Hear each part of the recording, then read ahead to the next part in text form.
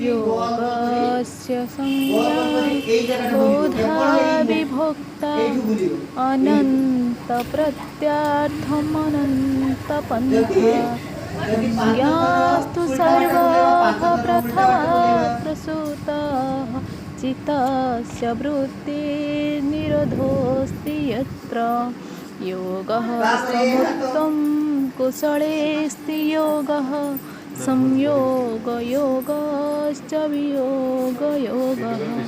समाधियोगः सुनिरोधयोगः ये गोटे पागला रूपं त्रिविधं प्रसिद्धं ज्ञानक्रियेच्छत्रितो यो हि भावः पतञ्जलि ज्ञानसेवस्य योगः योगः समस्तात्रितो ये विलीनः।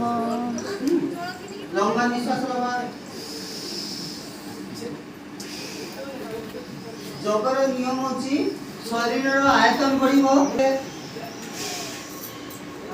ए पटु सेमती को देखे दुछि एटा घर पाखर सब अभ्यास करिवो घर एटा से देखाने होछि घर पाखर अभ्यास करिवो पूरा ए पटु सेमती सप्ताह वेट करावा हां घर पाखर सब दिन अभ्यास फोटो अच्छा दोडी या पर एपटे बुलेवा उल्टा उल्टा जदी 10 एकटा जदी 10 तो लागे करियो ना ताले जे गोड़र जे गोड़थी कथा जे पहुंचते ना ए गोड़थी वाला के बने कारण एटा खांची की रहउछ ना एमती तापरे दी थर बेसी ना प्रत्येक ये दी थर तापरे गोड़टा को एमती आगो को खांचीबा निश्वास सह एटू निश्वास सह करिया निश्वास लेले लंबा निश्वास नॉर्मल पोजीशन को आसीबा बुझिलो ना आगो को एमती झुकिले निश्वास सह एमती पछ को झुकी की ए जाय को निश्वास बाहर करिया ए दीटा आसन रो जण कष्ट आसन करि परिबनी किंतु ए दीटा आसन रो बसी की भी पेट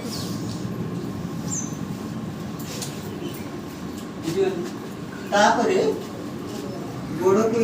जहाँ जेती बाटो आसुची निज क्षमता अनुसार करिया दरकार इनके पारिए पछ को बेसी झुकिबे नहीं पड़ी जिबे पड़ी जियो इनकी आगो को आसबा निश्वास बाहर करिवा एटार पोजीशन केमती एमती केवल हाथटा एमती लगेइबे निश्वास लेले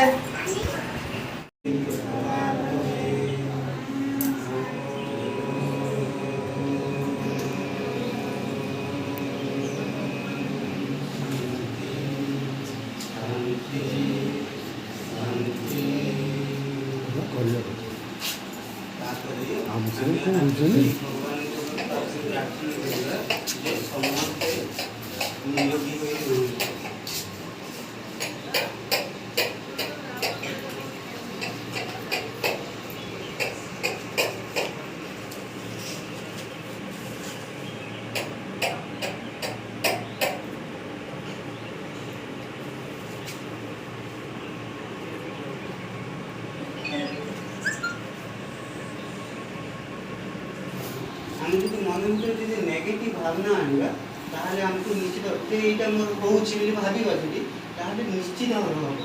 जते सदा बेले जहाँ भी किछि हो सदा बेले के मन को माने फ्री रखिया पे चेष्टा करिया दरकार बुझिले तापरे एई जे ध्यान करिया किंतु ध्यान करिया पहले मन तो